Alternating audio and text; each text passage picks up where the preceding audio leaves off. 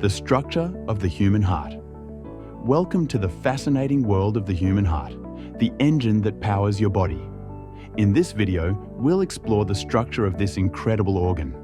Let's dive in. The human heart is a muscular organ, roughly the size of your fist. It's located slightly to the left of your chest and pumps blood throughout your body.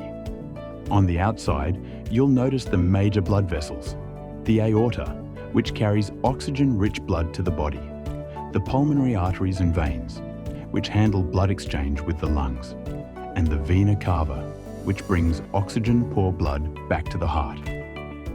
The heart has 4 chambers. Right atrium receives oxygen-poor blood from the body.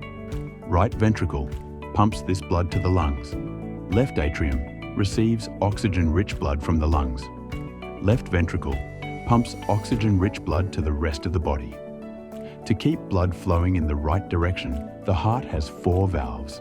The tricuspid valve between the right atrium and ventricle, the pulmonary valve leading to the lungs, the mitral valve between the left atrium and ventricle, and the aortic valve leading to the aorta.